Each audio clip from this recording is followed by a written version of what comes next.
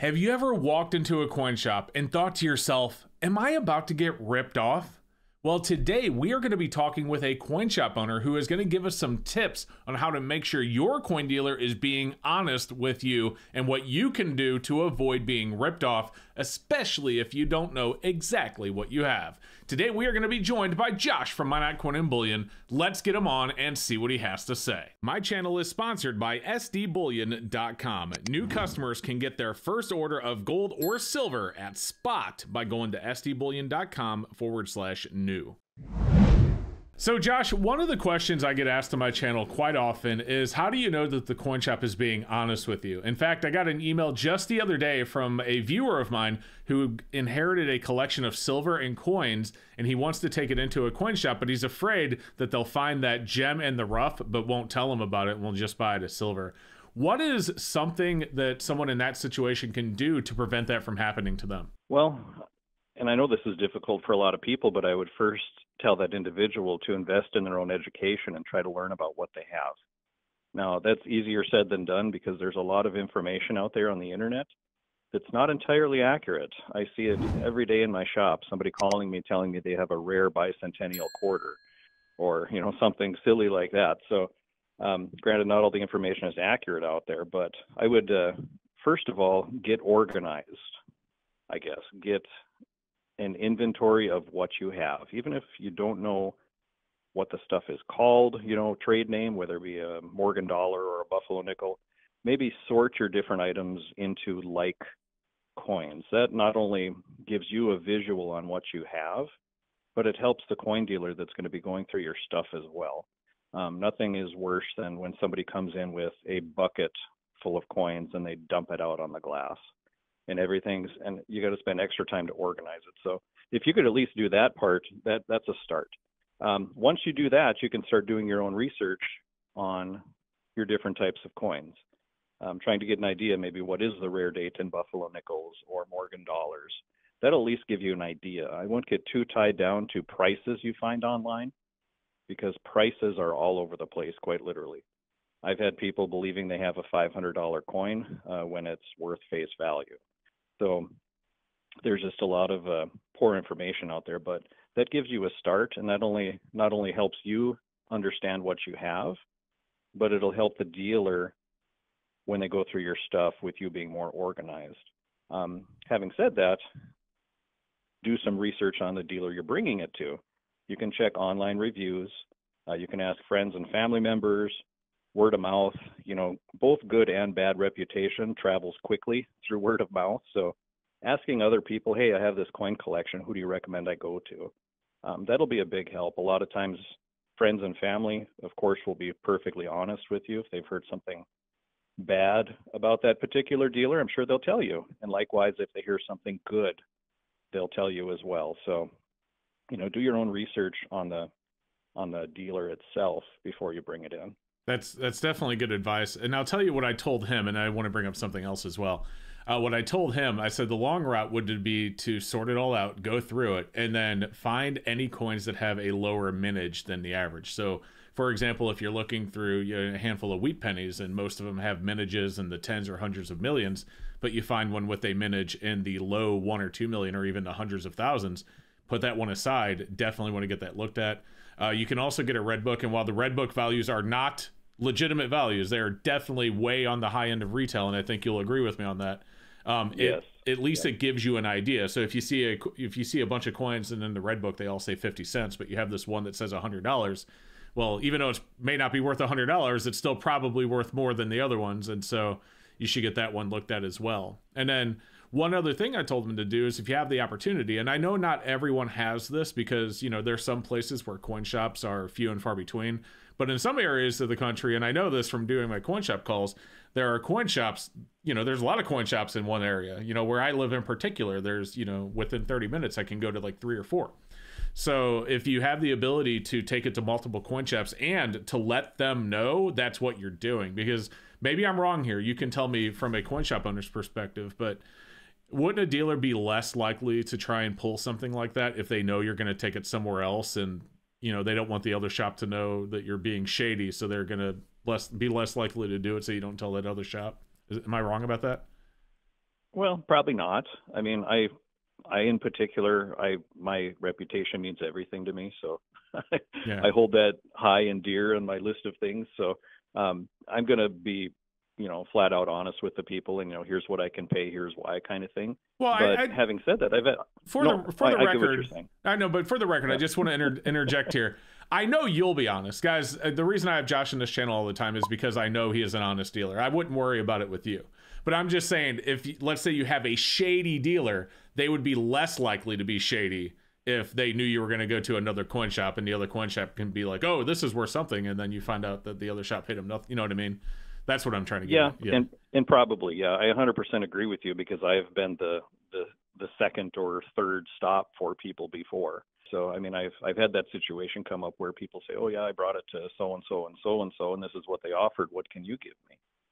Well, that's great that you gave me numbers, but I would encourage people maybe not to do that. Really quickly here, I just wanted to clarify what Josh meant when he says that he encourages people not to do that. He is specifically talking about giving the numbers that the other shop offered. So let's say you're going to go to two coin shops. You go to coin shop one and they offer you 10,000 or whatever. And then you go to the second coin shop and you say, hey, what can you give me? This is what shop one offered me. Well, now shop two, if they're a shady shop, has the opportunity to look through it and see, oh my gosh, I could give him 20 grand for this, but the other shop only offered him 10, so maybe offer him 11. He thinks it's a great deal and he takes it from me. So when you're shopping multiple shops, don't tell shop two what shop one offered you. See what they offer you independently, and that's what Josh was talking about right here. All right, let's get back to the video. But yeah, if you tell somebody you're going to go get a second opinion, I think that would allow the dealer, probably in their own mind, to make sure they take their time and give you a fair offer on what you have. Not necessarily that they try to offer you more, but maybe. I mean, the shady ones, quite potentially. Right. So, I mean, I guess the coin shop, they really generally want to buy it, especially if you have something really good. So if they know you're going to shop around and they see something really good in there, they're not going to risk losing it to another shop by making you a bad offer either, right? Right. And I encourage people to get a second opinion. If they're kind of on the fence about selling, I'll give them my prices. I'll fill out a slip. I'll write quote on it. I'll hand it right back to them. I said, on your time, if you decide you want to sell, here's the numbers. Granted, if gold and silver prices change, markets change, these prices will change a little. But at least you have this information if you want to go get other opinions. And many times I've had people come back and, ultimately sell it to me, telling me, oh yeah, I drove to another town to a coin shop, and they were about 15% lower. It's like, well, there you go. Yeah. But granted, I'm sure there's, like you said, there's maybe certain specialty things within their collection that certain dealers are more apt to maybe want to pay more for because they have customers for those items. And in those situations, I might not be the highest, offer. So, or any dealer for that matter. So it does truly pay to shop around, but unfortunately not everybody has the opportunity, like in your area, as you said, 3 or 4 coin shops in a half hour. In my part of the world, there's me. There's one about an hour away, another one 2 hours away, another one 3 hours away, and another one 4 hours away. So it's not like it's just next door, but having said that, there's other places that buy coins in my area, but they're not per se coin shops. Yeah, they'd have to make a trip for that 4 hour away one for sure. Yep. Let me ask you this. I had brought up the Red Book, and I had mentioned, and I'm sure you'll agree, that the Red Book is way on the high end of retail. But is there like a better source that maybe someone can reference? Maybe something even that's free, that's not completely full of it as far as prices are concerned, that might be able to help them out when they sort their collection? Well, I'm sure there are. Quite honestly, I'm not familiar with any of the coin pricing apps, retail pricing apps that are free or websites. I use Graysheet. Most dealers do. That's a subscription-based, both online and physical magazine we get every month. But I tell you, when I first started, I subscribed to Coin World magazine, which every month's issue gives a full listing of all U.S. coins and values. Now, granted, that's high-end, full-blown retail prices similar to the Red Book, but at least it's updated on a monthly basis, whereas the Red Book, it's once a year. But that gives you an idea, as you said, much like the Red Book, if, all of these Buffalo nickels are worth $1.25, $1.25, $1.50, now all of a sudden one shows that it's $50 in the same condition, that's a better one. So that gives you somewhat of an idea. Coin dealers aren't going to pay anywhere near Redbook prices or Coin World prices for your coins, because those are full-blown retail prices that we don't even get in our own shop. So just be aware of that and have kind of tempered expectations. But it does kind of, I mean, obviously it pays for you to know and understand what you have. And if you have something better, you should expect to get paid more for it. And I do want to say one more thing, because I see this happen way too often. I think for the customers that come in my shop, I mean, it's okay if they tell me this because I'm not going to treat them any differently, but some dealers would. So many come in and say, oh, I inherited this, or this was given to me, or whatever, and I have no idea what it's worth. Don't tell a dealer that. Most dealers, and I've said this before on your channel, are inherently good people. They're going to treat you fairly. But there's a handful of turds out there that are going to take advantage of that situation, knowing that you have no clue what you have, and they're going to try to lowball you and get your coin collection for next to nothing. So come in confident with some education about what you have is my best advice, and that'll allow you to hopefully maximize what you can sell it for. Yeah, I've actually told stories on this channel specifically of people getting ripped off, you know, because they inherited something, they didn't know what they had, they took it to the wrong place. And I agree with you. I know a lot of coin dealers personally. I know a lot of coin dealers. It's north of a dozen at this point that I know by name, that we actually talk, you know, here and there. Some of them really close. And they're all good. They're all good shops. But I know there are bad ones out there. And the bad ones that are out there are really bad. And they really put a stain on the whole idea of coin shops in the first place. Because if you get that really bad experience at one coin shop, you're just going to assume they're all the same. Right.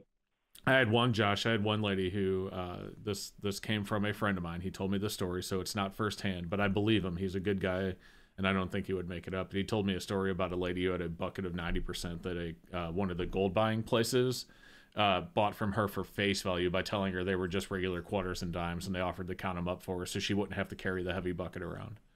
So, oh, geez. Yeah.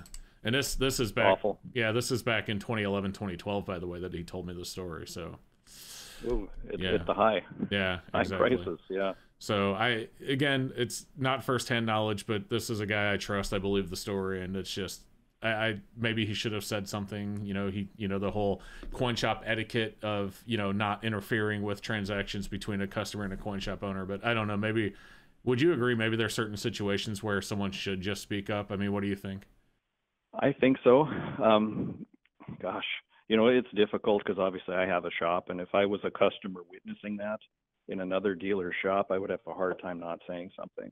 Yeah. Because it's one thing to offer, you know, lower than market prices, but to blatantly rip somebody off like that and offer face value. And at the time, gosh, what was 90%? It was a 25, 30 times face, maybe even higher. Yeah, something like that. Wow. I mean, that's awful. You hate hearing those stories. Yeah, and their whole argument their whole, you know, pitch to the lady was, well, it's really heavy. You don't want to keep carrying this around, so we'll just give you cash. You don't have to.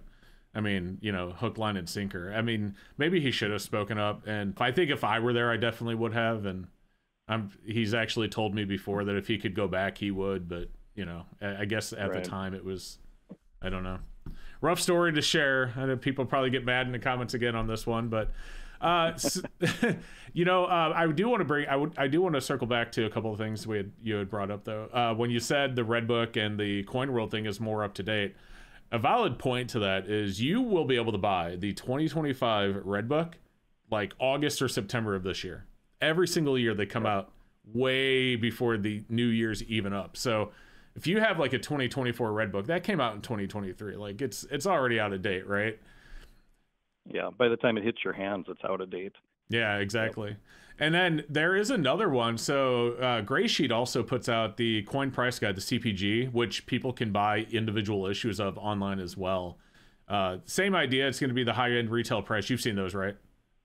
Yes. Yeah. Yep. It's going to be the high-end retail price, but like you had said earlier, at least it gives you an idea of, you know, coins that you should maybe have a second opinion on for sure.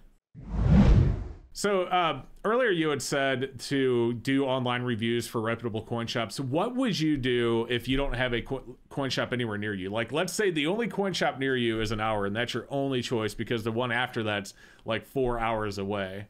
I mean, is there something else you could do? Is there a way they could contact another dealer online? Can they send pictures of the coins in or list? I mean, is that something you or other coin shops do? Yeah, I can speak for myself, and I know of some other dealers that do it too. We have customers not only that buy from across the country, but sell as well. In fact, I have a package coming from New York that I should have in a couple days here of some coins that I got to go through, and I have a bunch of silver art bars coming from a customer in, oh, I forget where, I think Missouri maybe, that he ships and sells to me periodically, just because they don't have shops nearby or don't have shops nearby that are willing to pay what I do or other dealers do. So that's definitely an option for people. I would just suggest that they contact, find a reputable shop and contact them and just find out, hey, is that a service you offer? And then it's up to the individual dealer to decide if that'll work for them or not. But typically I'll have customers send me pictures, just text or through email. I'll give them a pretty close idea of what I could pay. I always, if it's a collectible coin and things like that, of course, you got to see it in person first to fully assess the grade and the value, but give them a rough idea of what I'm willing to pay, and then they ship it to me. And then I review it, give them a total. If they like it, I send them a check. If they don't, I'll send it back. It's pretty simple. Simple process. Now, when a shop does something like that, is shipping on them, or do you pay for the shipping, or how does that work? I've done it both ways. Usually if somebody wants to sell to me, shipping is on them. But I have shipping software, so I get discounted shipping. I did have an individual that shipped to me a couple different times, and one of these last times, he shipped me a box with silver in it, and there was maybe 60 ounces of silver. But on the postage sticker, it had the price he paid for shipping. And I forget, but it was in the $80 or $90 range of what he paid to send that up to me. So he's actually sending me some stuff this week. I think he shipped it yesterday. I told him I can just send him a label. I mean, I'll make up the label and I'll just deduct that from what I pay him. And the label costs like $22 with insurance versus him paying like 80 or 90.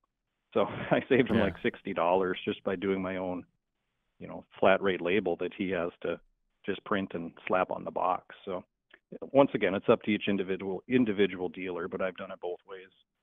I know you can't see me right now, but my eyes got big when you said that he put the label price on the box, and then they got even bigger when you told me the price. I'm just saying. So yeah, because sometimes when postage prints, it prints the dollar amount you paid, and one of them did that he sent to me. I was floored how much you paid to have that shipped. But I think insurance isn't cheap. I think they do that when you buy the labels at retail. Like you, whenever I ship using a shipping software. I specifically use Pirate Ship, and no, I'm not sponsored by them. I'm just saying. So do I. Okay, yeah. So do I. And what's Pirate cool? Ship, yep. Yeah, what's cool about Pirate Ship is you can send them you can just copy the label link and send it to them, and they can print it. So, but I think when you buy the label at the post office, like you walk in with the box and you pay for it there, not only do you pay full retail, you don't get any discounts, but I think they do print and put the label amount on the box itself. They do, yeah. It would be scary to me if someone saw like a box sitting on your porch with a $90, you're like, they paid $90 for shipping for this. What's in it? You know what I mean? More likely to pick something good. Exactly. So Josh, we're going to cut it off there, but I do want to ask one final question, and this is just, is there anything I didn't ask that maybe you think people should know when it comes to taking their gold, silver coins to a coin shop? Just final thoughts. What's the best thing they can do? Yeah, that's a good way to phrase it. Final thoughts. Final thoughts, invest in your education. Try to get an idea of what you have. Be organized when you bring your stuff in, and find someone reputable. That's just the best advice I can give. And get a second opinion if you're not happy with the first offer. That's my best advice. Awesome. Well, guys, Josh has a coin shop in Minot, North Dakota. We've had him on many times on this channel and will continue to do so. But he also has a YouTube channel, Minot Coin and Bullion. I'll put a link for it down below. Make sure you go over there and subscribe and check out his content because he does great videos as well. Josh, thank you again for joining me. I really appreciate it. Absolutely. Thanks for having me. Anytime. We'll see you soon.